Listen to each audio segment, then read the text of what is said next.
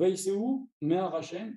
Donc, 1 an moins 10 jours, les Juifs sont partis de la montagne d'Hachem, du mont Sinaï, derrière Shloshet Yamim, pour un voyage de 3 jours, avec le Brit Aaron Hashem, etc.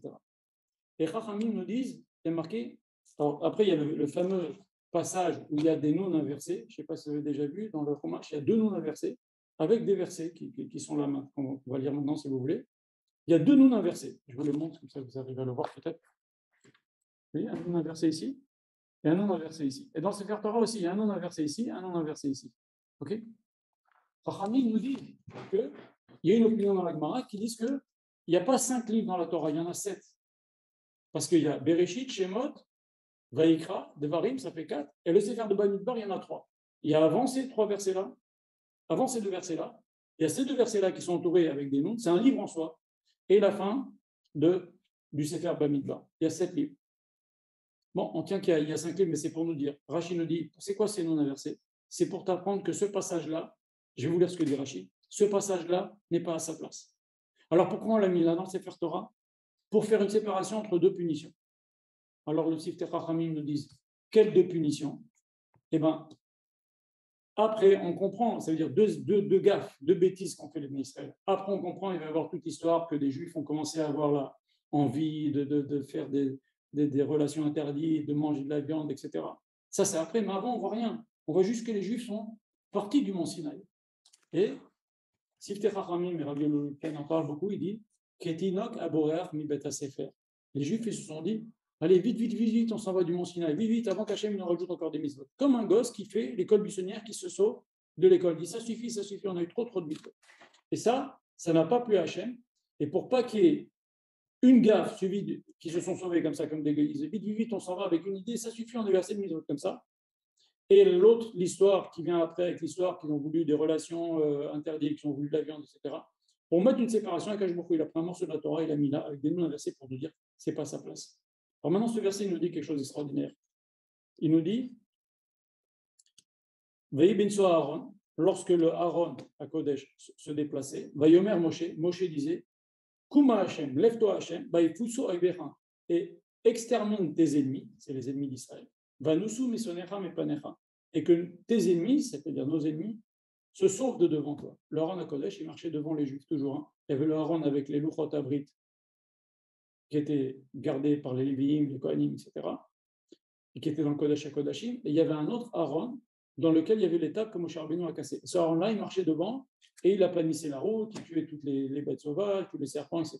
Quand il y avait des creux, il les remontait, quand il y avait des montagnes. Comme ça, c'était un chemin droit, facile pour les Israël. Maintenant, il tue aussi les ennemis en passant ce Aaron à Kodesh-là. Et donc, c'est ce que nous dit ce verset. Que, vas-y, Hachem, s'il te plaît, élimine tous nos ennemis. Okay, il y a marqué, quand le Aaron s'arrêtait d'avancer, les Israël comprenaient, il y avait une nuée au-dessus, et les Israël comprenaient que c'était là qu'il fallait installer le nouveau camp.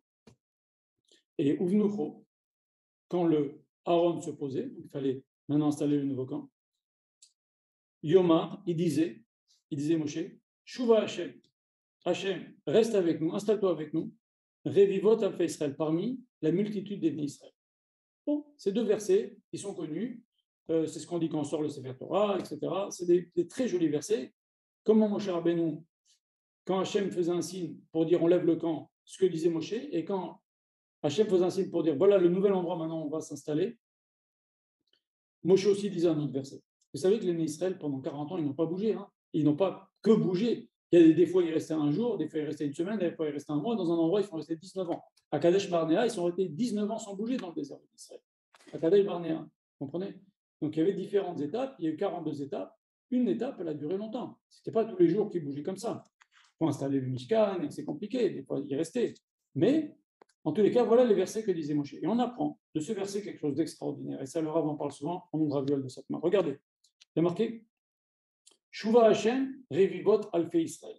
La Gemara nous dit, et Rachid le cite, de là on apprend que la Shekhinah réside à partir du moment où il y a 10 juifs. Okay, même un juif seul qui étudie la Torah, la Shekhinah est devant lui.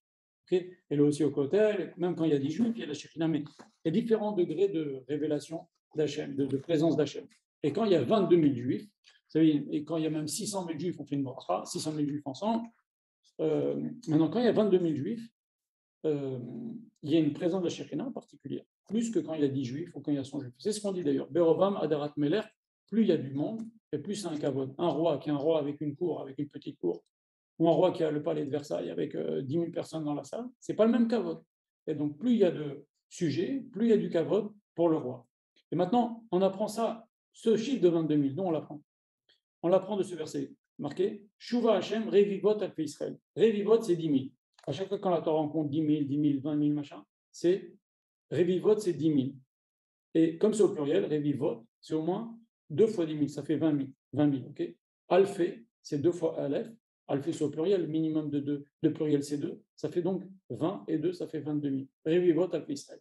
Hachem réside parmi 22 000 Israël. Et donc, on apprend plusieurs choses là-dessus. La Gemara dit par exemple, il y a un degré de Shekhina très grand quand il y a 22 000 juifs ensemble. Et si par exemple, même juifs, hein, pas seulement 22 000 hommes, même juifs aussi, 22 000 juifs et juifs ensemble. Et donc, on apprend plusieurs choses. D'abord, Rabbi Yoel Setmar dit que quand quelque chose, un nouveau minag, on veut l'installer, comme par exemple le Rav a voulu installer le Sefer Parim, okay, et ben, il disait, il faut qu'on arrive à 22 000.